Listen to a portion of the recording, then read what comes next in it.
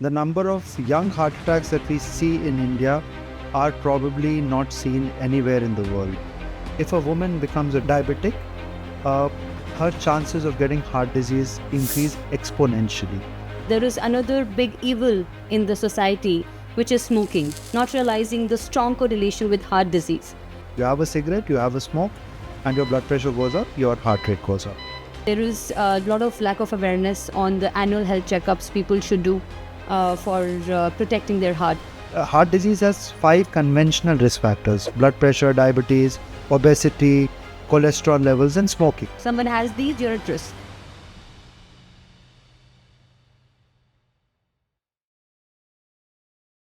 A warm welcome to all our audience that is tuned in today for this very important topic on the occasion of World Heart Day. I'm Khushbu Agarwal. I'm the founder at Zyla Health. We are a healthcare management firm and taking care of millions of lives to improve their health outcomes.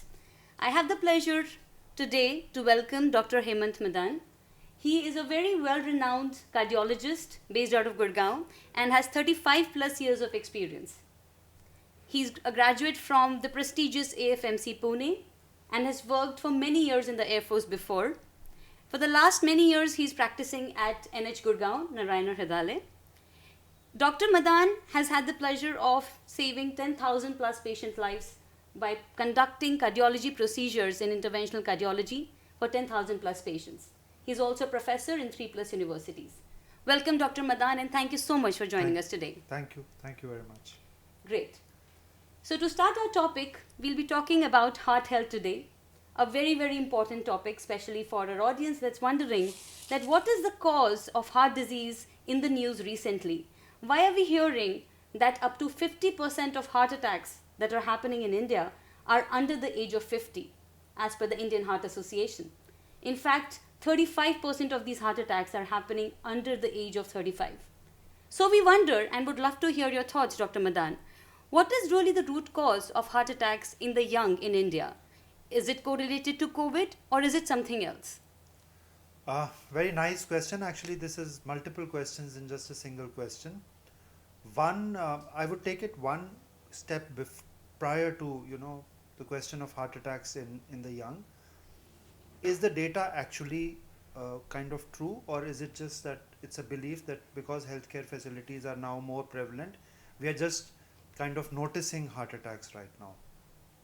Well, the incidence is true. That's a sad part. The incidence is true. The number of young heart attacks that we see in India are probably not seen anywhere in the world. We could ascribe multiple causes to it, but essentially it's a lifestyle problem. There is no denying this.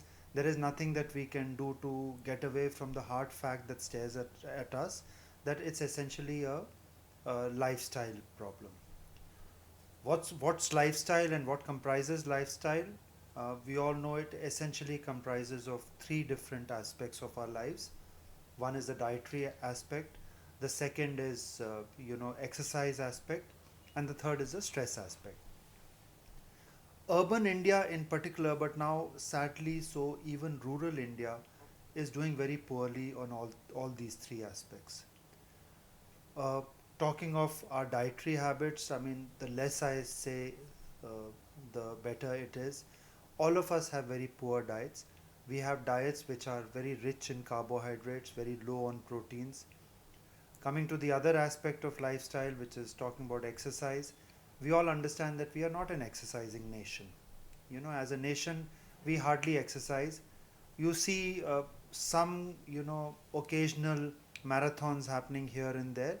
But let me tell you, much as it might break the hearts of many marathon runners, it is essentially a fad.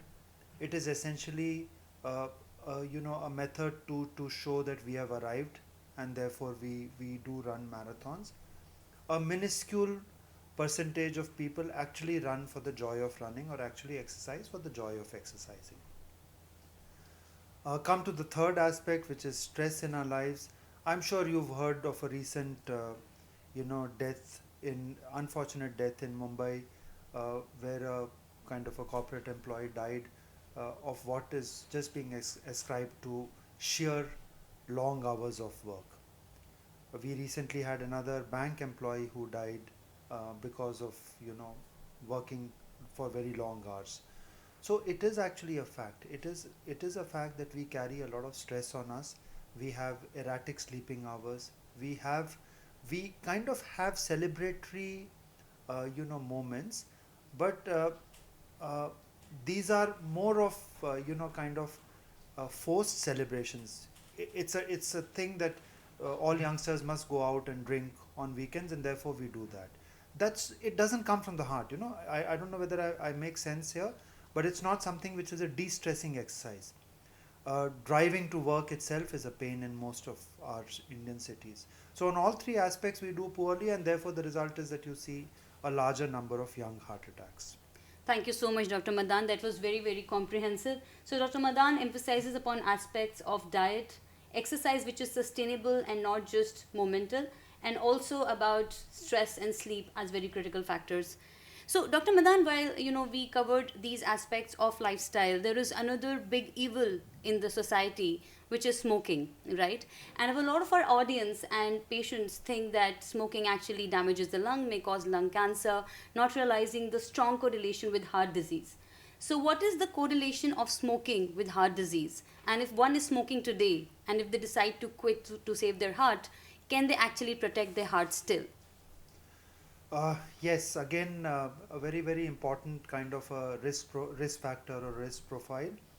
If you read, there's a wonderful book called The Emperor of All Maladies, which is essentially about cancer. It's not about heart disease, but written by an Indian author who's based in the US called Siddharth Mukherjee. Now, when he talks of smoking as a risk factor, it took years and years of persistence by doctors before the tobacco industry actually let it be known that smoking could cause cancer. So a fact which was glaring at our face, a fact which was kind of right there, that smoking causes cancer, it took us almost 60 years to acknowledge that smoking can cause disease. Fortunately, that we are over that trouble now. Most people do admit and most people do understand that smoking causes disease. Coming to your specific question, that smoke, though it goes in the lungs, why should it cause heart disease? Well, smoke is not a single compound. It's a compound which has multiple chemicals. There are something called, low molecular weight chemicals, middle molecules, and then the higher molecular weight chemicals, and all of these have a propensity to cause disease in different parts of the body. So is it with the respiratory system. When you start smoking, the first impact that it has on the cardiovascular system is that it increases your blood pressure and heart rate. So that's the first effect. You have a cigarette, you have a smoke, and your blood pressure goes up, your heart rate goes up. Over a period of time, it leads to what, the inner lining of blood vessels, particularly blood vessels of the heart, it's called the endothelial lining. Over a period of months to years of smoking, gradually the endothelial lining starts getting damaged, which is what causes narrowing in the blood vessels of the heart, and therefore predisposes you to more of heart attacks and more of cardiac complications. So smoking and its association with heart disease is equally proven by statistical data as smoking and lung disease or smoking and cancers. So there is no denial that smoking causes a lot of problem for the cardiovascular health of an individual. The second part of your question was whether we can eliminate the risk of smoking once we quit smoking. These are very difficult things to prove. Statistically, how do you prove that your risk has now become as good as a normal individual? Because what has happened is that as time goes, age also progresses. Time and age is an undeniable kind of component. So if I quit smoking at 40, at 50 do I become the same as a normal individual? It's very difficult to say, but the general guideline, there are two different guidelines here, or two different hypotheses. I won't call them guidelines. One hypothesis says that it takes you the same number of years as you have smoked to become non-smoker equivalent. So if you smoke for 20 years, it will take you 20 years to become to have a risk profile which is as good as a non-smoker's. The second hypothesis says that it takes you almost 10 years to neutralize. But a person who smoked for just 2 years, he feels that 10 years is too long punishment for him. But there is hope, There's basically. hope. Yes, there is hope. Uh, Let me also qualify this a bit. Lungs never come back to normal. So heart, uh, the data, heart risk profile may still reduce. The lungs almost never come back to normal. Cancer risk almost never goes away completely. So even if you smoke 5 years in your youth and you're now 60, you may continue to have some higher risk profile of getting cancers and of getting lung disease. Heart disease you may probably Right. neutralize. Right. So Dr. Madan says that there is hope even if you smoke for a few years and you quit today. You can save your heart. So it's good news still Yes, and hope yes, there, doctor. yes. Thank you so much. Glass is half full is what what Yes. all of us should look at. Yes. Not look at it as glass is Correct. half empty. Absolutely, thank you for that, doctor. And doctor, a lot of people think that my parent had a heart attack at a young age, or this is in my genes. So there's not much that I can really do, and they make it their destiny, right? Sort of. Do you think that one should blame genes, or there is still action you should take to protect your heart? Yes and no, in the sense that the role of genes in heart disease is being increasingly recognized, just as the role of genes in perhaps every other disease. Mhm. So we know that genetics plays a very, very important role in heart disease. It plays a role in what kind of cholesterol you have, if you have a high cholesterol.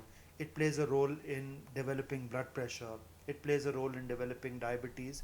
So therefore, all this risk profile essentially adds up to your chances of getting heart disease. So certainly genetics has a role.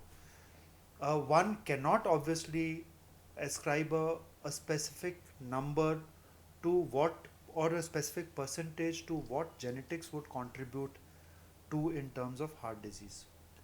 But I would say that a human being is a mixture of both nature and nurture. Nature is what you get from nature. Nature is what your genetic profile is. Nurture is what you do with your body. So and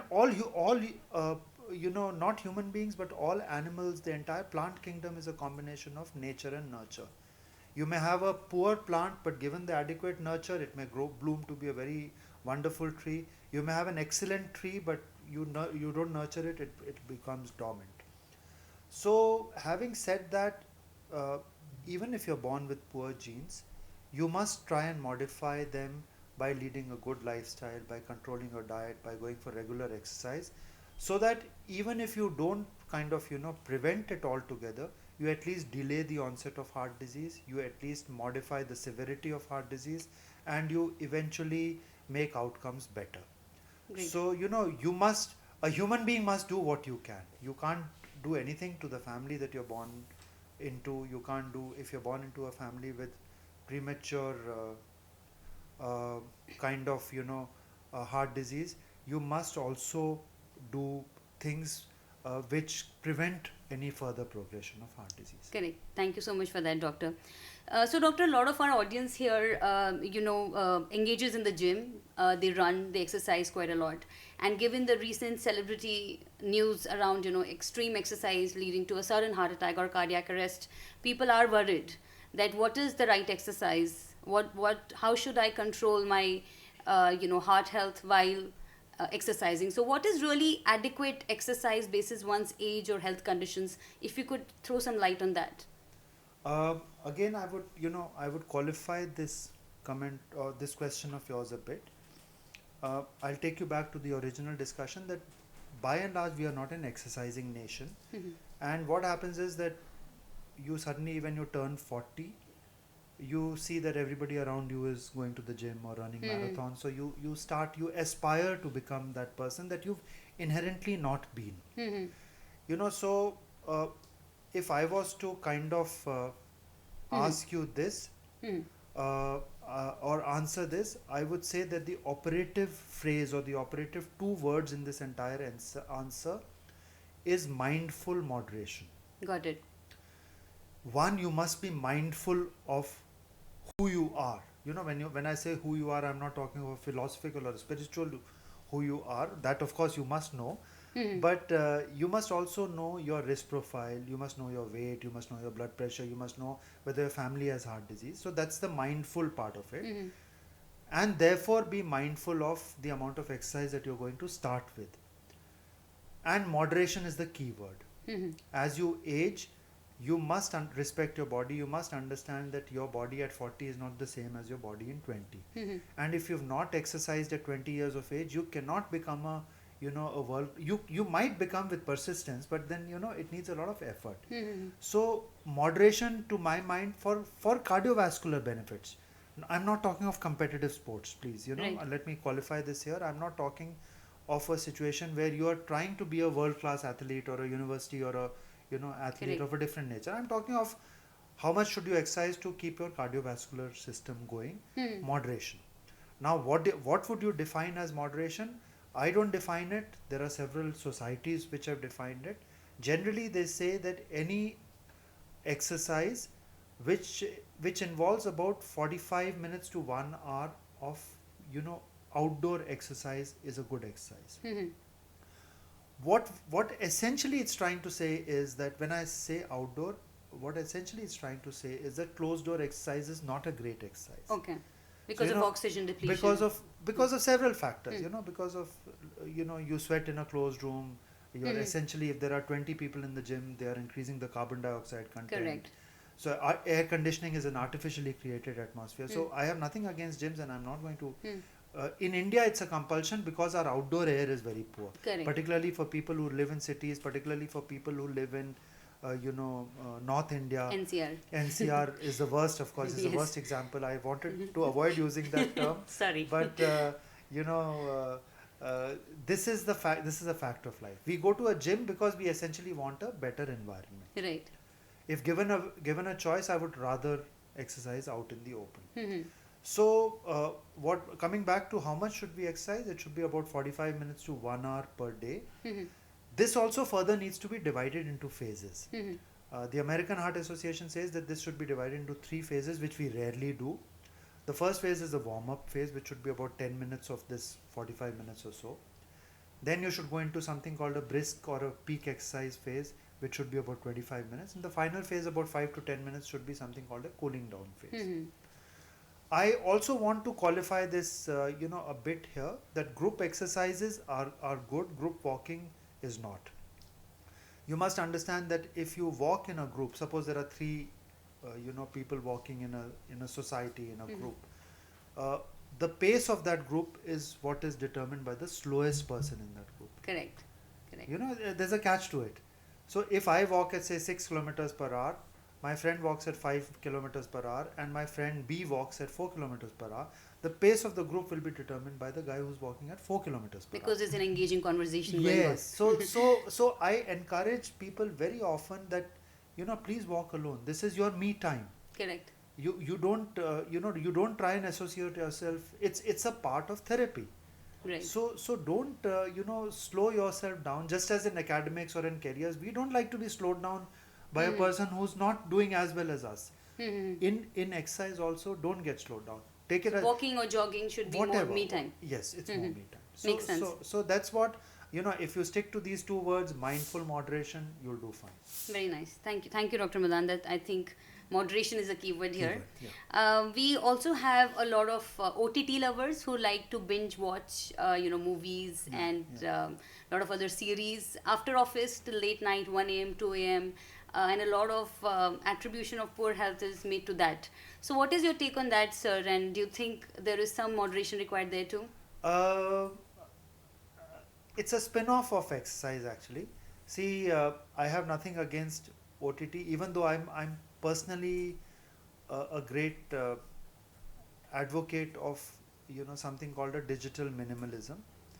It's incidentally the name of a book which I read very recently, Digital Minimalism, which basically advocates that we need to cut down on digital activities of our lives, and your question is a part of that. Whether we should really cut down on digital minimalism, whether we should really cut down on digital media interactions, especially at late night. One thing which certainly digital activity does is it increases stress levels, it increases your kind of adrenergic drive, particularly at a time when the body wants to go to sleep. Mhm. So suppose you're watching a crime thriller, or you're watching a horror film at 10 or 12, in the night.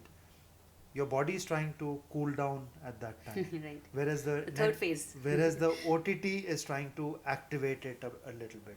So yes, it's a bit of a problem there. I see where your question is coming from. I also have two additional points to make in this. Mhm. The first point is what these late night binges should not be accompanied by unnecessary snacking, which is difficult to do. Most people who wake up late would also like a midnight snack, A Maggie bowl. a Maggie bowl or popcorns or whatever. I mean, each to his own taste. Or if I ask my spouse, she would probably opt for a brownie or something. But then, Yes. see, that's the other thing, that You get hungry when you're awake, of course. when you're awake. The other thing is that as long as this late night walking doesn't interfere with your exercise schedule the next day. Mhm. Incidentally, there are several newer risk factors which are coming up. Lack of regular sleep is one of the strongest risk factors for hypertension, for diabetes, and for heart disease. Mhm. You sleep well for 8 hours in the night, 7 to 8 hours in the night, you will generally do well. Okay. So in that sense also, It's directly proportional. it's directly proportional. And just to argue it from a binge watcher's point of view, I think it's our getaway kind of a mechanism. Again, because same as the weekend party. weekend party, yes, Yeah. yes. So there has to be moderation, there has to be some self-awareness yes, absolutely. around what we are doing, because everything Yes. impacts the heart. Oh, naturally. Everything impacts The body. the body. Yes. Yeah. Heart Yes. is just a part of it. Focus is Yeah. heart today, hence. Great, Dr. Madan. Thank you so much for sharing that insight. And there's one question which people really want to hear, the answer from a cardiologist. Although you may find it a very layman question, which is, Doctor, I'm very confused with all these ads running. Which oil is really good for cooking an Indian meal for the heart? And there is no perfect answer. We want to hear from you that what does Dr. Madan follow in his routine? Well, for so that? I'm going to translate this into what I tell my patients, and what's my OPD advice. Right. I mean, see, as you said, there's no direct answer, and the recommendations also keep changing depending on the scientific data that comes our way. Mhm. So medical recommendations are very, very dynamic. Mhm. It's not like say a recommendation for a digital phone or for a computer where that 16 RAM is better than 8 RAM. Yes. 8 MB RAM. So here recommendations keep changing. So when we have this situation, and there is also an additional input that I want to give, that most of us grow up with a certain type of diet. Mhm. And particularly if you're from the North India, I'm sure these values apply elsewhere as well. If you're deprived of a particular diet, you actually go into a craving and a depression. And then you eat outside. Then you eat, then you have rebound phenomenons, you have several other things. So my advice to most patients is that, don't change dramatically. Mhm. Don't change one oil to the other. Don't change one, kind of cooking medium to the other. Just that moderate things a bit. So, you yourself can understand that, okay, I've had deep fried stuff, say 2 days back. So try and avoid it for the next 3 days. Of course, there are few things which are kind of completely, bad, which are made in rancid oil or which are made in, reheated oil. Right. I'm Reused oil should be completely completely avoided. avoided. So if something's fried in oil, then we should avoid reusing that oil. That's right. So reheating causes a lot of hydrogenation problems Okay. in oil, and therefore leads to a lot of trouble. Having said that, I'm not a great supporter personally. I'm not a great supporter of any one type of oil. You can use everything. You can use mustard oil, which is a fairly common Yes. medium in Indian households. There are some things where the oil doesn't matter. So you could use a filter, a refined or a double refined oil. And I'm also, paradoxically, I'm not a great supporter or a great believer that you should completely cut out ghee or cut out butter. Good fats are good. Good, yes. So I tend to feel, with some years of practice behind me, I tend to feel that food has a great happiness quotient Yes, to it. yes. Good food makes you happy. And happiness is good for the heart. Yes. So where is it that it's getting counterproductive? Where is it that it's going to be productive? Hmm. You draw a balance. I often give an example that suppose a person has say 2 paranthas for breakfast. Hmm. So have one with ghee, have one without ghee. I Hmm. mean, be conscious. Similarly, if you're having a gravy, obviously you shouldn't be seeing an inch of oil floating over it. Correct. That's So wrong. basically, cook food in moderation, with Moderation. oil. Yes. And you're Yes. saying things like mustard oil. In Zyla, nutritionists, our nutritionists recommend kachi ghani oil. All of Oil, those are correct, good. correct. But you can use some others sometime, but not Absolutely. reheat And, oil. and you don't have to Hmm. stick to a particular kind of oil. Correct. You don't have to just go With one oil. with one oil. Got it. That's right. Great. So, Dr. Madan wanted to cover a topic close to my heart, which is women and heart disease, right? Yeah. A lot of people think that heart attacks are for men and heart disease is not going to impact women, right? What is your take on women and heart health? Well, it's equally close to my heart. Let me first tell you that. Uh, you know, let's just go back a bit and understand why women are less prone to heart attacks. Why normal women are less prone to heart attacks. Philosophically speaking, this is nature's way of protecting a woman. A woman in a childbearing age produces a hormone called estrogen. Estrogen has several beneficial effects on the heart, and therefore a woman, while she is childbearing and while she is menstruating, she's relatively immune from heart attacks. It Mhm. lowers the blood pressure. They have lower chances of clot formation and things like that. So by and large, they are protected. Now, two or three things, and when they become menopausal, this risk profile, it kind of starts increasing. About 10 years post menopause, you become as prone to get a heart disease as a man. Okay. So suppose a woman attains menopause at 50 years of age, by 60 she's as good or as bad as a man. Mhm. But two or three things change it. The first thing which changes it is diabetes. Mhm. If a woman becomes a diabetic, uh, her chances of getting heart disease increase exponentially. In fact, diabetic women probably do worse than diabetic men. And is this even true if they're on medicines and diabetes is under control? Yes. With the controlled diabetes, the incidence is lesser, Mhm. but it's never as much as a non-diabetic. Right. So if you're a diabetic, you must understand that There is risk. there is risk. So one, if a woman loses her advantage if she's a diabetic. The second is, unfortunately, the only subset of patients or of population in India where smoking seems to be still increasing is women smokers. Mhm. Women urban smokers are still On the rise. On the rise. Men seem to have peaked. Rural seem to be seem to be plateauing. Right. But women smokers in urban India seem to be going higher. Right. So if women are going to smoke, they lose their advantage of what nature gives them. Mhm. So in that sense, I think these are the two risk factors. Also, there is some data about oral contraceptive pills and a higher incidence of thrombosis, but Got it. usually those are peripheral thrombosis. Those are venous thrombosis. Heart attacks are not really very clearly documented to be higher Got in it. patients who use Right. So OCs. in our families, for even elderly women, we must take care that Yes, their heart yes. checkups are Oh on yes, time. oh yes. And now, just coming to checkups, Dr. Madan, there is a lot of lack of awareness on the annual health checkups people should do for protecting their heart. It could be blood or otherwise. So, is there any guideline basis age or gender that's a golden rule that just do these tests annually or once in 2 years, and your heart is functioning fine? Yes and no again. I mean, it's a dual answer. See, in Bible there's a this thing called know thyself. Mhm. So is it in disease. When you talk of preventive health checkups and what applies to you, you must know yourself. Mhm.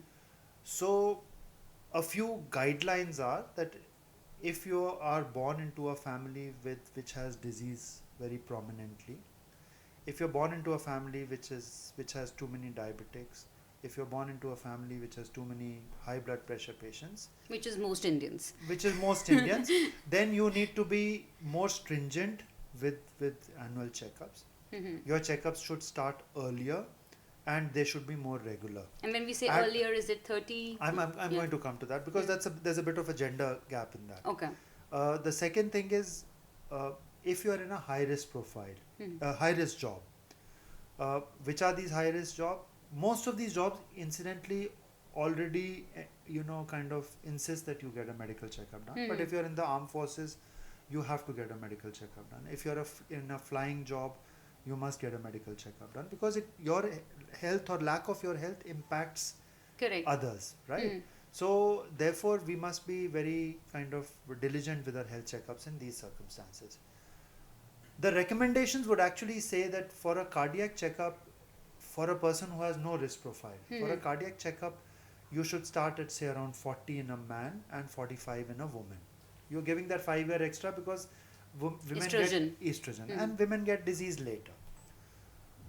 I'm now more inclined to feel, because this pertains to your first question of heart disease in younger people, I'm now more inclined to feel that you must start checking yourself at 35 in a man rather than at 40. Agreed, yes. Because we are seeing many younger people who have never gone through any tests. So it's always better to tweak your lab, your abnormal investigations, to set forth a process by which rectification will happen and therefore things would come under control. Got it. Let me tell you that there is no foolproof way of testing you. You may do this thing of whole body checkup, which is what most patients come up and say, Doctor Saab, we got a whole body checkup done. It's actually a misnomer. There is no battery of investigations that can check your entire body. Correct, obviously. How can even 200 or 5,000 tests check for every cancer, for every lung disease, for every pancreatic disease, for every, it's too vast. God hasn't designed body in that way. Got it. So in that sense, we are not, there is no test or no set of tests which are designed to kind of, test the entire body. But we must have a certain level of test, which includes a basic blood sugar assessment, HbA1c, basic cholesterol level, kidney function test, blood test, and some form of a stress test, whether it's a treadmill or a stress echo or a stress thallium. And now CT scan, CT angio is emerging very rapidly as an alternate for heart health. For heart health. Right. So you could do, a CT angio versus a stress test alternately. Got it. But you must start doing it at 35 years of age or so in a male. Women can still stay at 45 if they have no risk factors. Frequency wise, initially it could be anything between say once in 1.5 years or 2 years and gradually go on increasing. Of course, diabetics and people who are smokers need to get more frequent. Even twice a year. Once a year or twice a year, depending on how old you are. Understood. Great. And Dr. Madan, there is also a lot of conversation around whether preventive medicines for the heart, like someone has borderline cholesterol, borderline blood pressure, when is it a right time to start on a medicine, right? A lot of people are recommended drugs basis their family history or their BMI or other factors. So when is it advised that follow the prescription and you must start with the drug? Well, for cholesterol, there are very clear guidelines. For lipid levels, there are cutoffs where you must start medicines at a certain level. Between a certain level to the higher level, you must allow some time for lifestyle changes to have their effect. Got it. And below a certain level, you can actually leave it alone. So again, all these things have to be taken into the whole perspective. Now, these guidelines, suppose I talk often, the value which we often look at is the LDL level, which is the bad cholesterol. Yes. So if you have a LDL level of say 140, now 140 has an entirely different connotation in a person who's a regular exerciser, who has no other risk factors, who's a non-smoker, versus a person who's a diabetic, who's a smoker, and who's a high blood pressure, overweight. So it has to be married up to your risk profile. That's the point I'm trying to make in my entire talk with you today. That don't look at a single value. if you have no risk factors, if you are generally all right, a single value of cholesterol, give it some time for your additional lifestyle measures to Got kick it. in and to get a benefit. But suppose a diabetic comes to me with who's on 3 drugs, his HbA1c is say 8.2 or 7.5, and his LDL is 117. I would say no, you start medicines Correct. because he's at a much higher So the risk risk. benefit profile weighs in favor of the benefit. Yes. So similar is the case with a high blood pressure patient. I am personally very fond of using something called an ambulatory blood pressure machine, which is not used so often. It used to be used very often in my previous job when I was Air in Force the Air days. Force, Yes. because many times aircrew and pilots would get very anxious about their medicals and their blood pressure would go up. Mm-hmm. Now, how do you decipher whether this is white coat hypertension? That's his blood pressure is high because he's come to see a doctor, or because it's actually high. Mm-hmm. So you use this thing called ambulatory blood pressure, tie a BP machine, let it record for 24 hours, Okay. and you get an idea about the blood pressure recordings. Can we do that in India Of at home? course, of course, We can. of course, of Okay. course. Now several, including our hospital, several hospitals have this. It's a very simple device. It's not a device which is, and the test is also not very expensive, but it's a very useful test which helps me in deciding, when to start medicines. And whether in this is patient- a trend or it's yes, discrete reading. Got it. correct. And also, particularly for people who stay in North India where the temperatures can be extreme, you must generally remember that winter and summer blood pressures can be slightly different. Mm-hmm. Summers you tend to have a lower blood pressure because you lose a lot of fluid and lot of salt in your sweat. Got it. In Delhi, like temperatures of 45, 46, 47, you sweat so much that the body loses salt, so your blood pressure drops. In winters, when the temperatures are 8, 6, that's the time when the body is in a salt conserving mode. So Mhm. that's the time when your blood pressure may actually go up. So this concept you've started medicines and therefore it's going to be the same medicine lifelong, no seasonal variation, all that, it's a bit archaic. All that. So it's one must monitor their Yes, BP one must- yes. in a season change in and a- then visit their that's, doctor. That's right. That's Makes right. sense. Makes sense. So, doctor, now turning to a slightly lighter topic, which very relevant for a lot of the audience, is it's said that sitting is the new smoking, Yes. and a lot of us are in sitting jobs, unfortunately, and we Yes. can't change that in a city. How do we tackle that, and does it really Uh, impact the heart? Oh, it impacts it immensely. It impacts Mhm. it immensely. There's no denial about that. Sitting is a Mhm. new smoking. In fact, probably it's more wide. It's more prevalent, and it's wider in its kind of prevalence. Uh, each man has to decide for himself. Each person. Mhm. I'm not being gender kind of Mhm. specific in this. Each person has to decide on how he's going to schedule exercise in his work schedule. Mhm. That's something that each human being, uh, particularly in urban India, must decide. I know of several doctors now, who have these tables which can move up and down, and there is an orthopedician friend of mine who doesn't have a chair in his office. He has a podium, Wow. so he keeps his laptop. We use EMR all the while, right? We Right. don't write prescriptions anymore. Correct. We just feed Type them it and out. type it out. So he uses a podium, and for the 2 hours or 3 hours that he's seeing patients, he's actually standing. And that's safe to be standing for 3 hours Yeah, I mean continuously. he's a very healthy, robust guy who Mhm. goes for an 8 kilometer, 10 kilometer run every day. Nice. So so what I'm trying to say is that each person has to devise his own technique. My juniors will vouch for it, that I insist that post lunch I take them out for a walk within the hospital. Very They don't like it sometimes, maybe they do, I would never know, but I just insist that you come. Maybe they want to stay away from the boss. Whatever, boss. No, lack of air conditioning, it's out means it's Okay. really out on a hot Delhi day. It's not easy to walk, Right. but these are little mechanisms which you're going to build. So maybe offices should start investing in some standing desks. Yes, why not? That- Why not? that I could mean, be very I've good. seen. I told you I've seen a desk which can move. Just as your chair can move up and down. Correct. I've seen a desk which can move up and down. Makes sense. So you could stand for a little while. You could sit for a Allows little. flexibility. Allows flexibility. That's I think that's a very good idea. Great, Dr. Madan. So the next question I wanted to cover, Dr. Madan, is going back to food and Indian food, and how, of course, we were a generation brought up with pudis and baturas, and now there is another unfortunate trend which is packaged food, packet food, right? Wrong types of fats being consumed. Any guidance you would want to give the audience on saturated versus unsaturated fats, or just because that is the main evil on a day-to-day basis. Yeah. See, generally, I also want to add another thing to it. We've been talking of fats too much. We haven't talked about salt.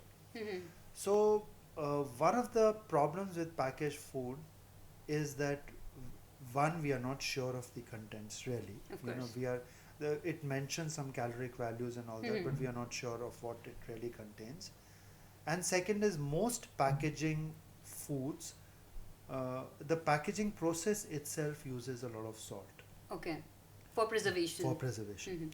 So I don't know whether you are aware, the average salt intake recommended for a human being is about 5 grams per day. Mhm. Uh, Surprisingly, one of the leading countries of salt intake in the world is not India, it's actually China. Oh, okay. Yeah, because Chinese food, if you notice, it It's has a the lot of salt. soupy and yeah. So it has a lot of salt. Um, what I read very recently was that an average Chinese diet has about 19 grams of salt Per day. per day. An average Indian diet has about 12 to 14 grams of salt. So we are also more than double of our requirement. And packaged food is just adding more of it in unmeasurable amounts. So if you have You to know, cut so down on few items. yes, so I would generally say, I mean, it's a very broad rule, and each man is to, His own, his yes. own. But I would generally say that cut out on preserved food. Uh, Even when you order food, which is now so common, even I do it all the while. Order food, look at the sources and look at kind of is that the kind of food that you would like to A eat? quality place where. Yes.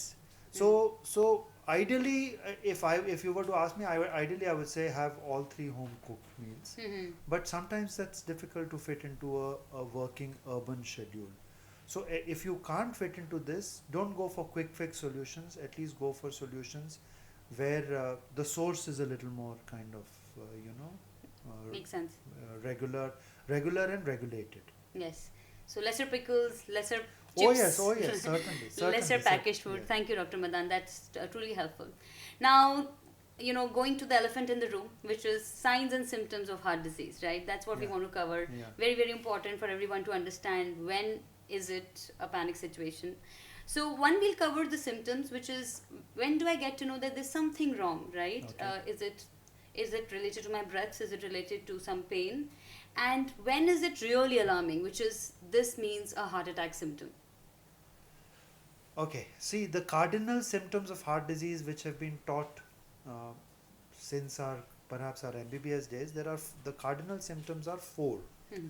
One is chest pain, second is breathlessness, third is palpitation, and fourth is dizziness or syncope. You faint.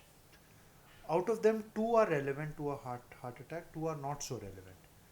Breathlessness and chest pain are the ones which are relevant to a heart attack. The other two symptoms pertain to some other forms of heart disease, but not really a heart attack. So heart attack, when a blockage starts developing in the heart, in the blood supply to the heart, initially what the symptom it will produce is something which is called angina. Angina is a symptom which is chest pain or discomfort which is brought about by exertion and is relieved by rest. That is the classical definition of angina. So heart attack has not happened yet, but yes. So you might get angina. This is before a heart attack or without a heart. Sometimes heart attack can happen as a first symptom. We are not talking of this. We are talking of a situation which is progressing, is progressing, which is slow, which is chronic, where you start getting discomfort. You go for a walk and you find that after 2-3 kilometers you start getting some discomfort. You wait for a while, it goes away, and then you complete your walk. Or you walk some stairs. Or you walk some stairs, you go up a slope. Yes. That's the classical symptom of angina. If you have if you're lifting a weight in your hand and walk, the symptom will be more pronounced. So more stress, more symptoms. That's right. The more load on the body, the more load on a human body, the more is the kind of discomfort. The classical symptom, the classical situation I often describe to patients is, you have a fight with a coolie on a railway station. You say, I'll pick up my own suitcase. You go up the steep stairs of a railway station. You've seen how steep those stairs Yes, are, yes, yes. and you start getting chest discomfort. Yes. That's classical. You have load. You're usually kind of, you're got a full stomach because you've left home after eating a meal, and then you walk upstairs. Or you're very angry and you shout out. Yes, so these are classical symptoms of angina. Heart attack in India, for some reason, there is another symptom which Indians describe, and that is gas. Hmm. Lots and lots of Indians say that we don't have pain, we don't have discomfort, but we have unusual symptoms which they describe as excessive gastritis, excessive burping, kind of feeling discomfort, and when they burp a couple of times, it goes away. Yeah, Dr. Madan, this is a tricky one because of outside food. A lot of people already have Yes, this. but you know what How do we differentiate? Yeah, so what I would advise is that usually an ECG is a differentiator. Okay. So don't leave it to guesswork. If you have, see, one is if a person who's not prone to getting gastric symptoms, whose stomach is generally all right, if he suddenly starts developing gastric symptoms, why should that happen? And in these situations, it's always better to err on the side of safety. Go across to the nearest, hospital or the dispensary or wherever you can get an ECG done. Get an ECG done and then come back. So if it's a new symptom. If it's a new symptom, now there are some accompaniments of these symptoms. Chest discomfort with some accompaniments. What are those accompaniments? Excessive sweating is a very strong accompaniment of a heart attack. If you have excessive sweating, if you suddenly start sweating profusely, you must take it with a lot of caution. If you suddenly feel that your peripheries are becoming cold, that means your kind of circulation is getting affected. Again, it's a symptom of a major heart attack. If you have dizziness, you feel that you're kind of going to faint. Another very prominent symptom. However, let me also tell you here that many Indians are not able to describe all these symptoms. They just say something as abstract as ghabrat. Ghabrat is a very common word. Ghabrat. We are feeling restless. Unfortunately, there's no English equivalent of ghabrat. Nothing. The closest is probably restlessness. Yes, in college we used to learn about the term ghabrat. Yes, and you would write ghabrat because Yes. that's the most typical symptom. Now, if a person is suddenly has ghabrat, you must take cognizance of it. I often tell patients that even if you get 10 ECGs done and they're all normal, it's an effort worth going through. And it's a 250 rupee test. Whatever. I mean, it I could mean, be it's- free depending on where you Correct, work. It could be if you're a Yes. government employee, it could be free. But don't ignore these things because ignoring these can be So if there is angina-like symptom, which is pain, certain On pain exertion. and exertion, then must visit the doctor immediately. oh certainly. And if it's heart attack-like symptoms, what you mentioned, Go then- to the nearest hospital. and get an ECG done. Get an And I ECG think done. one thing people do wrong is they have a gastric symptom which is sudden and they take the antacid. Antacid, that's right. And One- antacid often relieves it. See, Yes, antacid it's- often relieves it, and they say, everything is all right. Aram aa gaya. Aram aa gaya. So Correct. that's the subset that we want to catch when it's early. Right. So Dr. Madan, also very curious to understand and learn that I find you very inspiring first of all, and you seem to be working in moderation and Yeah. not on the extreme side. So what are your mantras to keep your heart healthy? Uh, my mantra is exercise as much as possible. I try and walk to most places. Nice. I try to make walking an everyday affair, and eat in moderation. I mean that's something that I really am fond of, and I'm not fond of depriving myself. If I like a meetha, I just have it. But then I remember कि अभी कल खाया था, let's wait for a few days and kind of let's hang on until you have another craving. Mindful moderation, I'm trying to get better at it, but mindful moderation to my mind truly is the key to kind of look after your health, and it's a key in every aspect. It's also the key in financial matters. I feel that that you must be mindful of what you spend and must be moderate. I got a keyword in your answer and earlier too, which was around being happy. What role does emotion or how your feelings play in managing heart health? We spoke about diet, exercise, sleep. We spoke about medicine. We spoke about tests. But what about just the pure emotion of happiness and how that determines how good your heart is? It's a great question, and if you remember, somewhere in the beginning of my conversation with you, I told you that there are several newer risk factors which are being understood, though they haven't been quantified as yet. The heart disease has 5 conventional risk factors: blood pressure, diabetes, obesity, cholesterol levels, and smoking. These are the conventional 5 risk factors. Someone has these, you're at risk. You're at risk. I mean, they're well defined. They're Yes. well studied and well defined. Unfortunately, the softer risk factors have not been studied. The softer risk factors are happiness, as you said. Lack of sleep is what I would add. Pollution of all kinds: noise pollution, air pollution, water pollution. We haven't studied them. We don't know the impact, but I'm sure it has a huge role. Now digital, kind of technology, and it's our addiction to digital technology, it has a huge role. So, in the sense that we need to address all of these, happiness, to my mind, ranks somewhere at the top of kind of preventive measures for heart disease. But what you must understand is that, maybe I'm sounding a bit cynical here, but there is a difference between true happiness and being put on happiness. Right. We tend to be a bit pretentious in our society. We Yes. tend to kind of fake happiness, when actually that's not the form of happiness that we've been brought up to. It's an evil of social media as well. Yes, it's in fact, I'm glad you brought this up. There's a friend of mine who's again very erudite in his way of speaking. He told me that there's an immense pressure on Facebook for you to look happy. Correct. You know, Successful. you've Traveling. been, yes, checking into T3, going to Italy, going to, that's what we It creates usually talk. pressure. It kind of, it's a peer pressure. True happiness actually comes from very simple things. Right.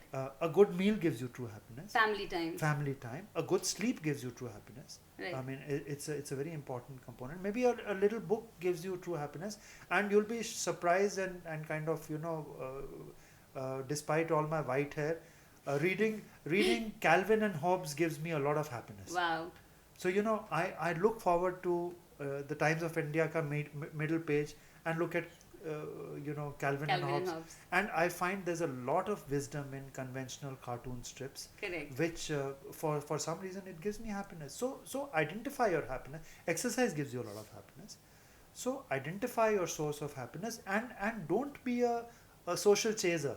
Yeah, don't be into a herd trying to chase what others are doing. If you're a non-drinker, I mean, you don't have to go on a weekend party till 2 in the morning to do that. And then if you are, you may drink a little sometimes. which is all right.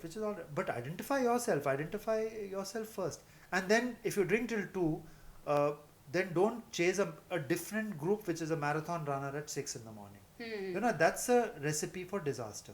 You're chasing one group of a binging, drinking kind of a group on Friday. On Saturday, you want to participate in another group which is going for a long marathon run. Right. It's not compatible. Yes. I read somewhere that a happy family usually has lesser diseases Yes. than an unhappy family. Naturally. Thank you so much for that, Dr. Madan. We not just discussed science, but we discussed life, and we discussed, what true happiness means for the heart. Yeah. It was such a pleasure talking to you, and I learned you. so many things. Yeah, thank you so much for your time today. Thank you very much. Thank you. Thank you.